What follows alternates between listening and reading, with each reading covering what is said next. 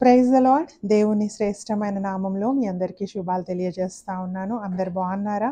ప్రియ సహోదరి సహోదరుడా, దేవుడు ఆయనకు ఉన్న మరి ఒక పేరేంటంటే ఆయన ఆదరణకర్త. హల్లెలూయా. సో ఎంతోమంది బిడ్డలు మన చుట్టూ ఉన్నవారు ఆదరణ లేక నశించిపోతూ ఉన్నారు. దుఃఖంలో ఉన్న వాళ్ళు ఉన్నారు, అనారోగ్యాలతో బాధపడుతున్న వాళ్ళు ఉన్నారు, సైకలాజికల్ ప్రాబ్లమ్స్తో బాధపడుతున్న వారు ఉన్నారు. అట్టి వారి పట్ల మనము ఆదరించే వారిగా ఉన్నామా? చూడండి, 1 కొరింథీయులకు రాసిన పత్రిక 1:4 చదువుకుందాం. దేవుడు మమ్మును ఏ ఆదరణతో ఆదరించుచున్నాడో ఆ ఆదరణతో ఎట్టి శ్రమలలో ఉన్నవారినైనను ఆదరించుటకు శక్తి గలవారమగునట్లు ఆయన మా శ్రమ అంతటిలో మమ్మను ఆదరించుచున్నాడు. హల్లెలూయా.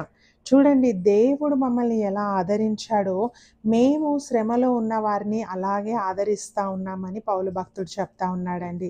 సో ఇదే బాధ్యత మనందరి మీద పెట్టబడింది. ఈరోజు మనం కూడా ఎవరైనా దుఃఖంలో ఉన్నవాళ్ళు, శ్రమల్లో ఉన్న వాళ్ళని మనం కలిసినప్పుడు వాళ్ళని నెగ్లెక్ట్ చేయకుండా, రిజెక్ట్ చేయకుండా వారిని ఆదరించేవారిగా ఉందాము. దుఃఖంలో ఉన్న వారిని ఆదరించేవారిగా ఉందాము.